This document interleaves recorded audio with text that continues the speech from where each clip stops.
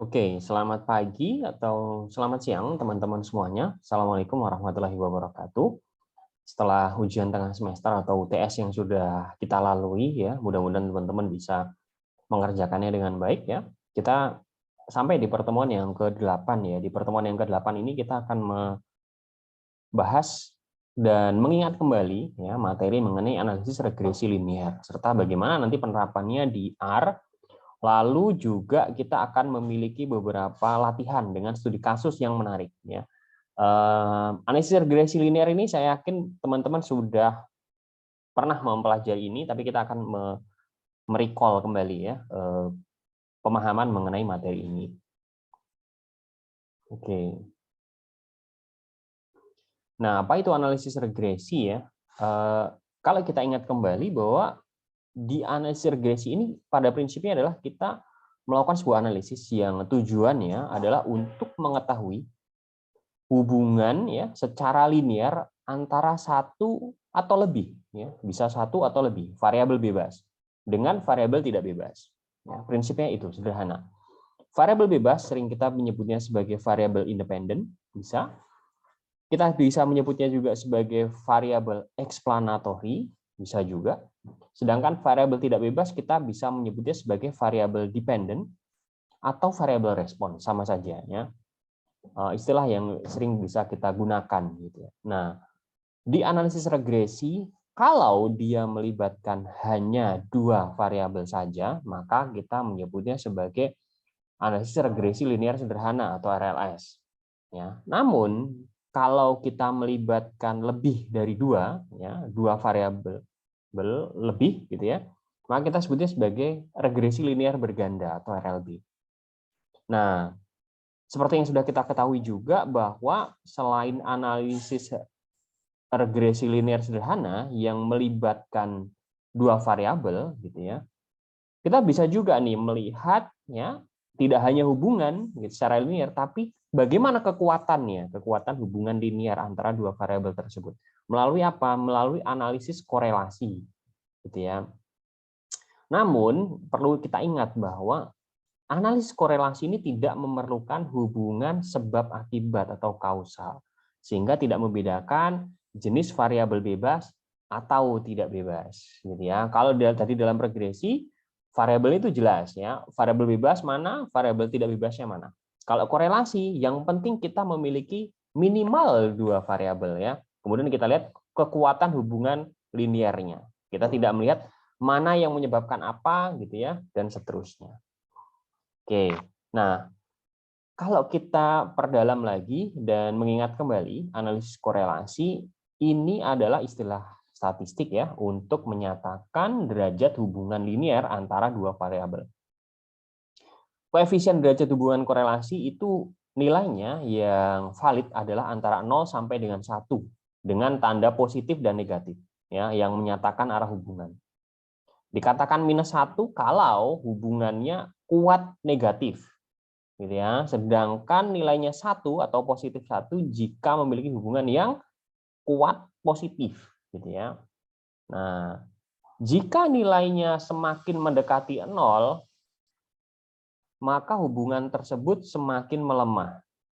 Ya, dan jika tepat di nilai 0, maka antara dua variabelnya tidak ada hubungan sama sekali.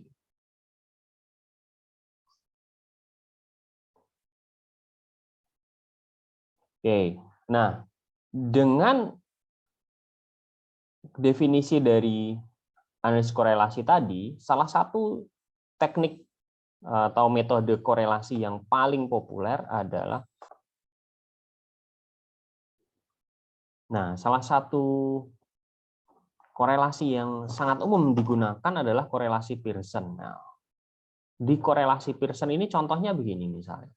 Kita memiliki data gitu ya dengan dua variabel, katakanlah variabel X dan variabel Y, di mana dua variabel tersebut bisa kita representasikan sebagai vektor gitu ya dengan gambar seperti ini. Contohnya gini, contohnya. Di korelasi ini misalnya kita ingin melihat kekuatan hubungan gitu ya, keeratan hubungan antara dua variabel. Misalnya antara variabel berat badan gitu ya, kemudian dengan nilai olahraganya, nilai di mata kuliah olahraga. Apakah orang yang berat badannya semakin berat gitu ya, maka nilai olahraganya apakah semakin berat, semakin tinggi ataukah semakin rendah gitu ya. Nah, kita mau melihat nih. Nah, katakanlah kita memiliki dua variabel tadi ya, variabel X dan variabel Y. Nah, itu kalau misalnya kita gambar dalam sebagai vektor dalam ruang sampel, maka kita akan melihatnya sebagai seperti ini gitu ya. Kita memiliki variabel X gitu ya.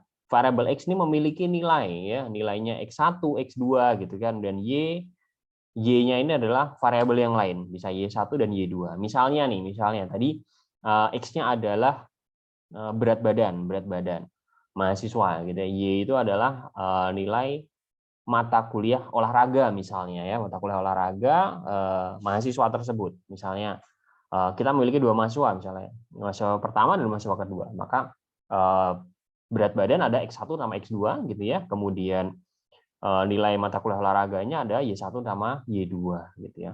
Maka korelasi Pearson dari dua variabel tadi itu kita definisikan sebagai fungsi kosinusnya ya, dari sudut yang terbentuk oleh kedua vektor gitu ya. Kedua vektornya adalah theta ya. Karena antara X gitu ya, X dengan X starnya dengan Y dan Y star ini ada theta 1 dan theta 2 gitu ya. Nah, kalau sudut antara kedua vektornya, nah ini adalah theta gitu ya. Ini kosinus dari theta ini ya, ini adalah korelasi Pearson antara dua variabel tadi. Bagaimana mengukurnya adalah dari sigma dari I sama dengan 1 sampai N ya. XI dikurangi X bar. X bar ini adalah rata-rata dari nilai X-nya. Kemudian dikalikan dengan YI dikurangi Y bar. Y bar adalah rata-rata dari Y-nya. Ya, dibagi dengan sigma dari I sama dengan 1 sampai N. XI dikurangi X bar kuadrat. Ya. Kemudian kita kalikan dengan sigma dari 1 sampai N. YI min Y bar kuadrat. Gitu ya. Nah, ini adalah kita menghitung fungsi kosinusnya gitu ya, maka kita sudah mendapatkan korelasi Pearson dari dua variabel tadi. Nah, di dalam regresi linear sederhana ini kita misalkan ya, kita mau memisalkan tadi YI itu merepresentasikan adalah variabel respon. Nah, perlu diingat bahwa kalau tadi di dalam korelasi ya antara X dan Y enggak masalah yang mana saja, karena mana saja bebas, boleh menjadi tidak ada variabel respon maupun variabel bebas. Tapi dalam regresi linear gitu ya, maka variabel respon dan variabel bebas ini harus ditentukan. Ya. Misalnya kita YI itu merepresentasikan sebagai variabel respon ya, atau variabel tidak bebas dari individu ke I.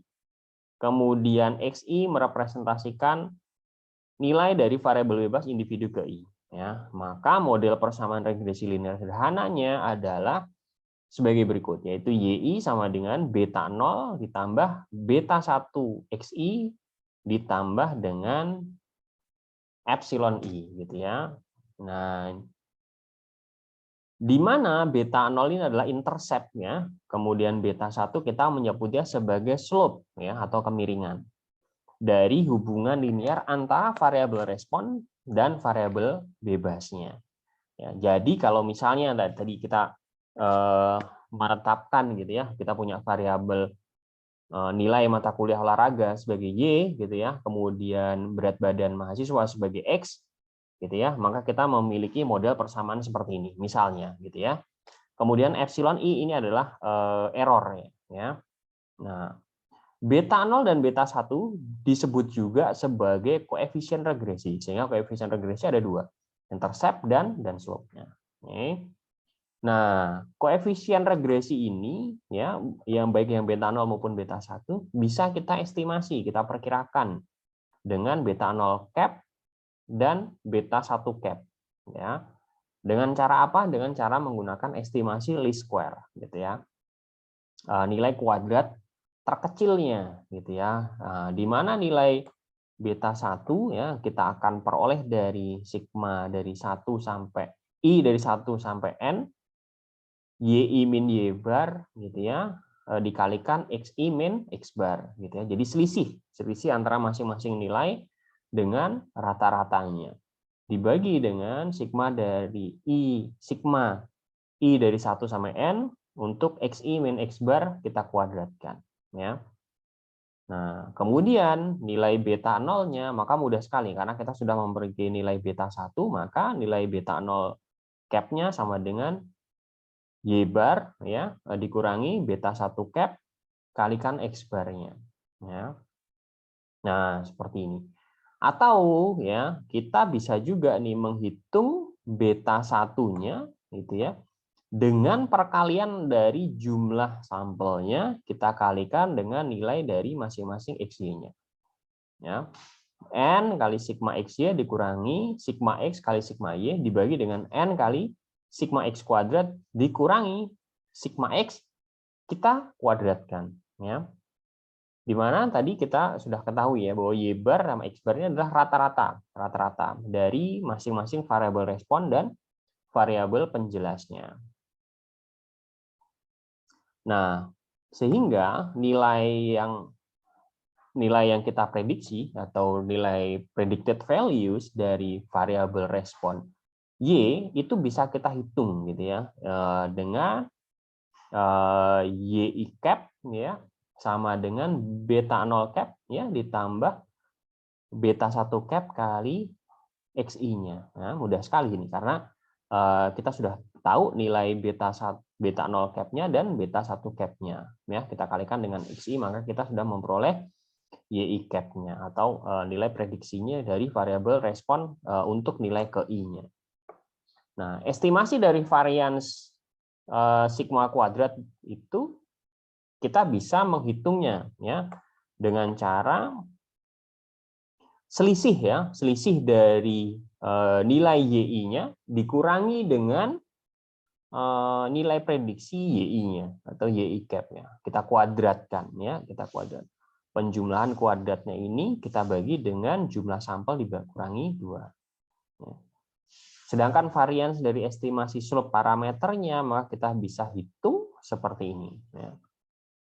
Nah, teman-teman semuanya, kalau kita melihatnya dari sisi aljabar matriks ya, maka cross product dari dua matriks gitu ya, X transpose X gitu ya, yang non singular, yaitu artinya kita bisa cari inverse-nya, maka least square estimator dari vektor parameternya pasti unik gitu ya, pasti unik. Kenapa? Dan karena bisa kita hitung gitu ya, kita bisa hitung dengan cara beta cap-nya sama dengan ya dari matriks tersebut gitu ya, matriks X-nya ya, X transpose X ya, kita inverse-kan, kemudian kita kalikan X transpose dikali dengan Y-nya. Nah, ini kalau kita sudah memiliki dalam bentuk matriks, sehingga lebih mudah sekali kita untuk menghitung nilai dari beta cap-nya.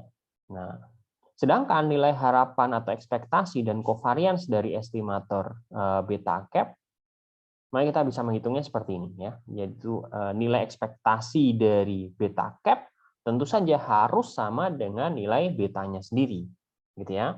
Dan varians dari beta cap-nya itu sama dengan sigma kuadrat kali inverse dari X transpose kalikan dengan X-nya. Nah, teman-teman semuanya, untuk korelasi Pearson sendiri sebenarnya bisa juga kita hitung gitu ya, dengan cara membagi antara covariance tadi dibagi dengan sigma X ya dan sigma xy dikalikan dengan x sigma y, sehingga kita bisa menghitung korelasinya dari koefisien regresinya seperti ini gitu ya. Kalau kita sudah memperoleh tadi nilai betanya gitu ya, kemudian tinggal kita kalikan dari akar kuadrat dari ya perkalian antara jumlah sampel gitu ya dikalikan dengan sigma xi kuadrat dikurangi sigma xi kita kuadratkan dibagi dengan hal yang sama pada y gitu ya. Kita sudah memperoleh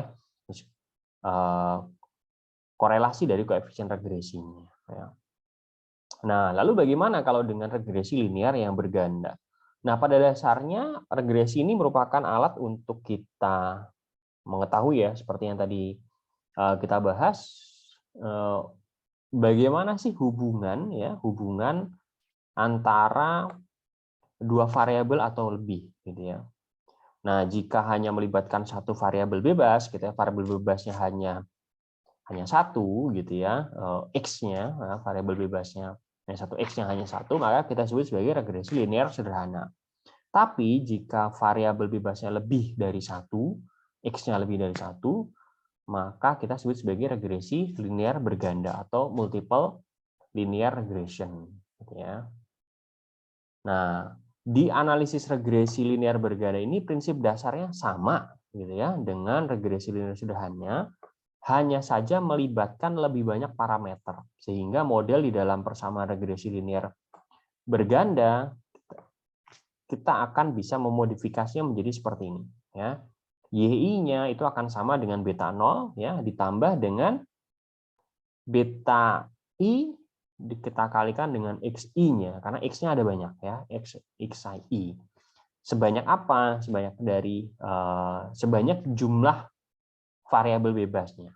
Nah, misalnya di sini banyaknya variabel bebas adalah P, maka kita kalikan kita jumlahkan perkalian ini dari I sama dengan 1 sampai P-nya. Jadi sebenarnya ini menjadi beberapa satu persamaan gitu ya yang melibatkan beberapa nilai X gitu ya yang berbeda.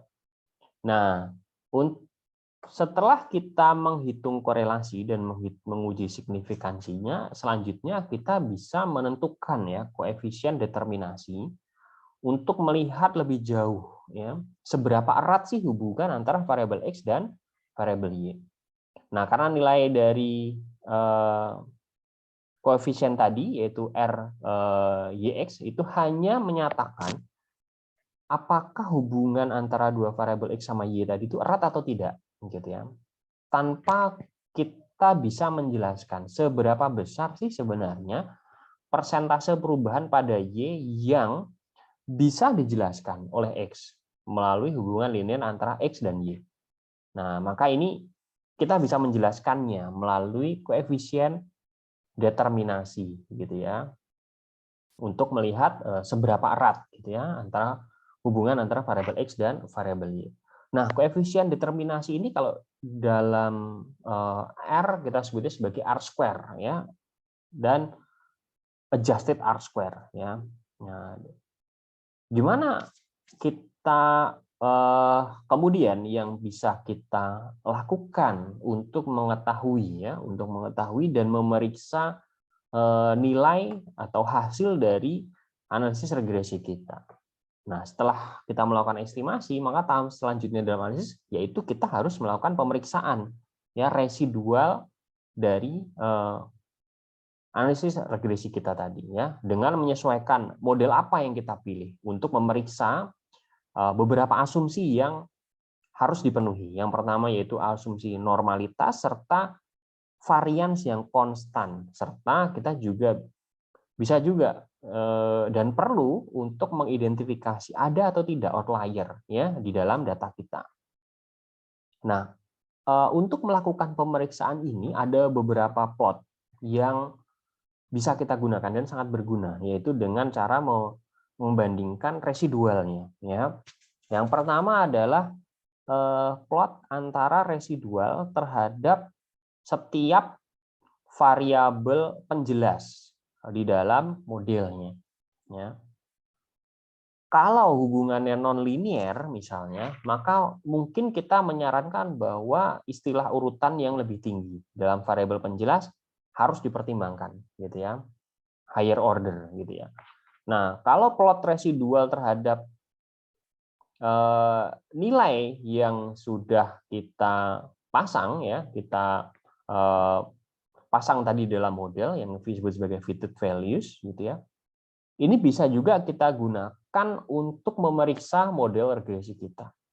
Kalau nilai varians dari residual terlihat meningkat dalam plot tadi, gitu ya, dengan nilai prediksinya, maka transformasi dari variabel respon perlu kita lakukan.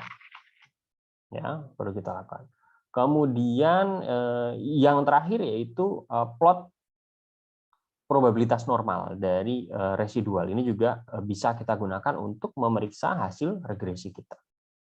Nah, penerapannya bagaimana teman-teman semuanya analisis regresi ini di dalam R ya.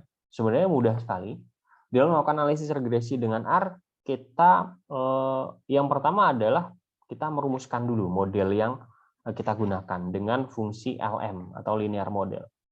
Di linear model ini kita menggunakan rumus seperti ini ya, LM, kemudian formulanya gitu ya.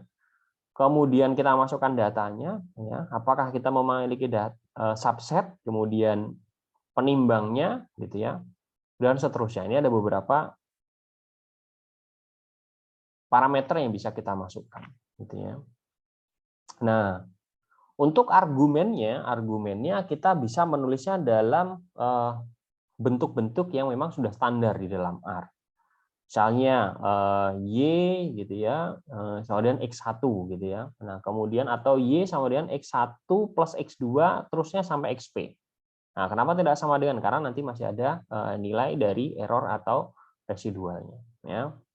Di mana Y-nya ini adalah variabel respon gitu ya, atau variabel dependent-nya ya. Sedangkan X1 ya ini adalah variabel penjelasnya atau variabel bebasnya.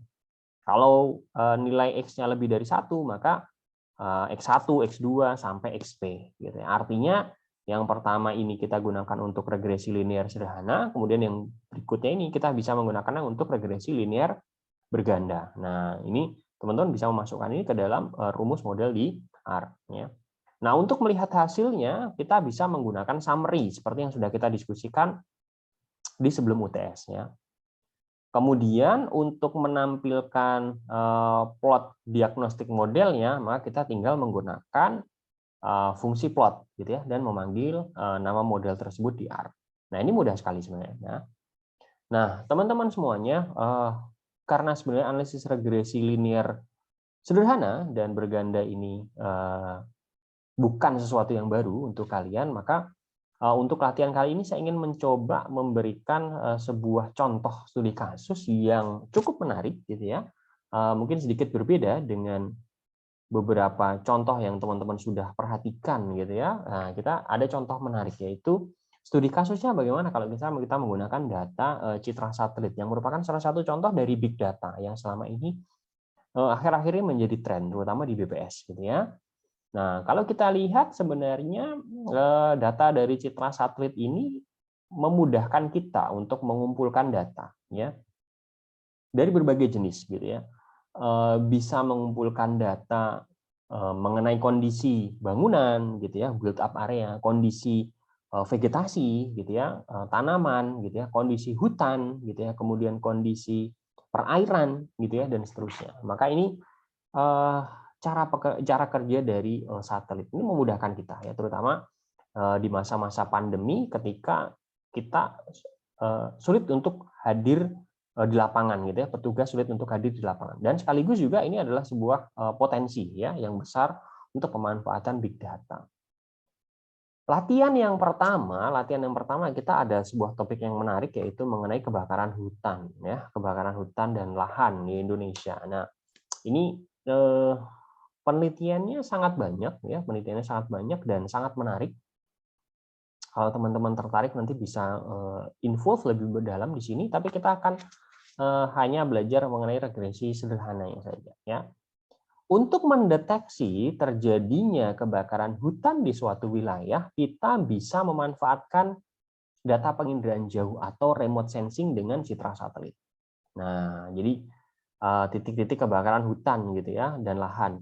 Secara umum, nah ini adalah titik-titik yang sesungguhnya. Ini kebetulan ini contoh di Provinsi Riau gitu ya. Namun di sini nanti kita akan menggunakan data dummy ya, tapi teman-teman mudah-mudahan tetap bisa mempraktekkan gitu ya, mempraktekkan bagaimana penggunaan regresi di sini. secara umum titik-titik api atau hotspot kita bisa identifikasi dengan sebuah indeks atau ukuran yang disebut sebagai normalized burn ratio. Ya, ini disediakan dari citra satelitnya. Ya. Nah, kita bisa menghitungnya. Ya. Nah, selain itu, karena kita sudah mengidentifikasi melalui citra satelit dengan normalized burn ratio, kita perlu juga nih mengukur langsung ke lapangan, gitu ya. Betul nggak ada kebakaran hutan, sehingga untuk memverifikasi kita juga memperoleh data suhu permukaan bumi dari pengukuran lapangan, ground check oleh petugas lapangan, gitu ya. Nah, pertanyaannya untuk teman-teman, silahkan perhatikan data berikut, gitu ya. Jadi kita sudah memiliki data dari citra satelit normalized burn ratio (NBR), ya. Kita bisa memperkirakan dengan normalized burn ratio tadi, kita bisa memperkirakan berapa sih sebenarnya suhu di permukaan bumi menurut titik-titiknya, gitu ya. Nah, kemudian dari titik-titik yang kita identifikasi tadi, hotspot tadi, gitu ya, kita bisa melakukan verifikasi, gitu ya, di lapangan dengan menggunakan ground check temperature atau GCT.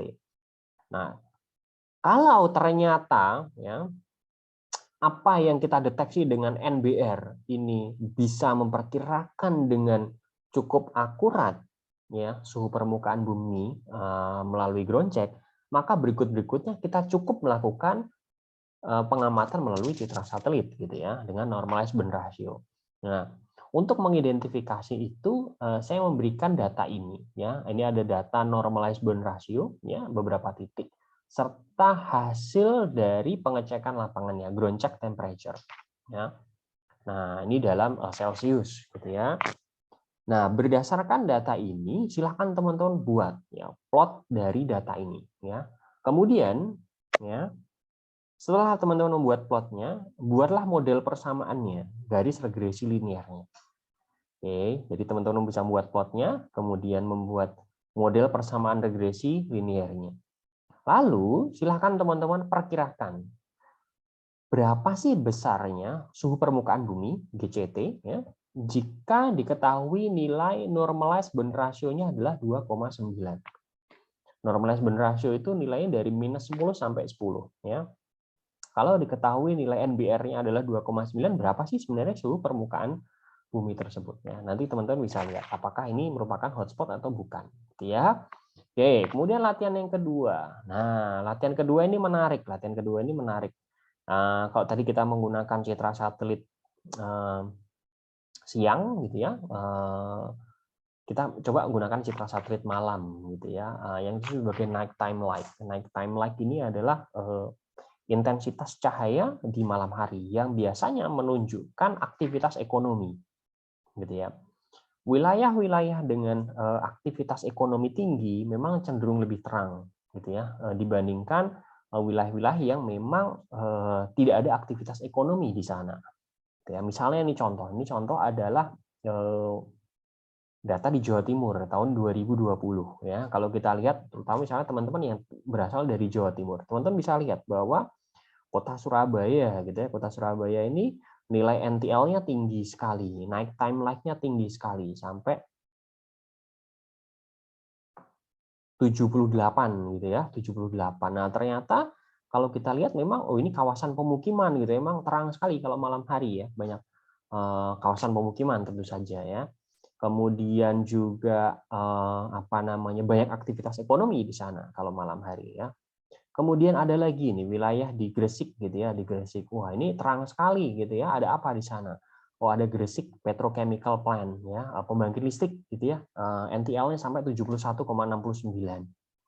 Kemudian di Bojonegoro ini terang sekali, ternyata ada stasiun energi gitu ya, Gayam gitu, 167 nih NTL-nya. Kemudian di Tuban ini juga ada lagi. Nah, kemudian ada wilayah-wilayah lagi.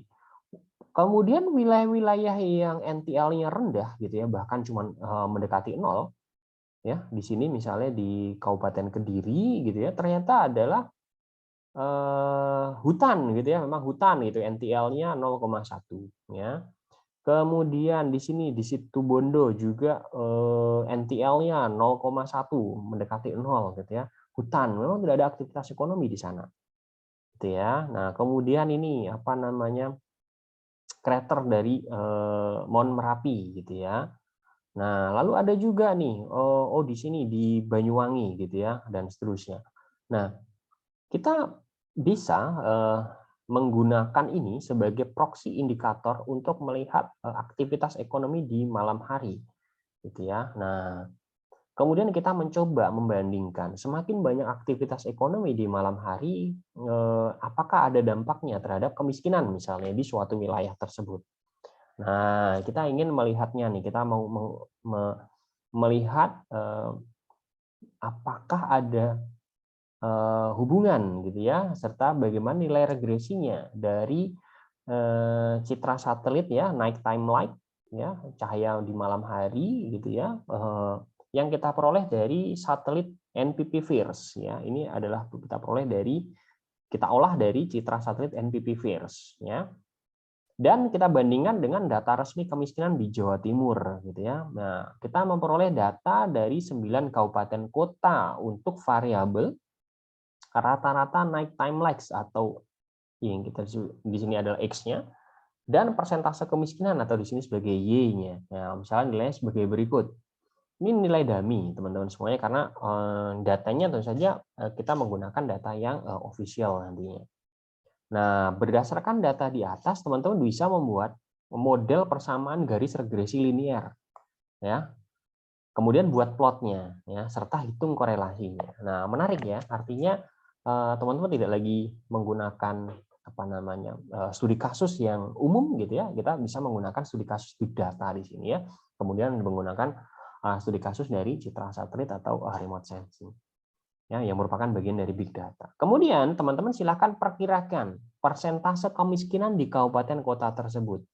Jika diketahui hasil pengukuran rata-rata untuk intensitas atau luminositas dari night time light-nya adalah 35, maka berapa nih? Kalian bisa memperkirakan dari model regresi linear tersebut.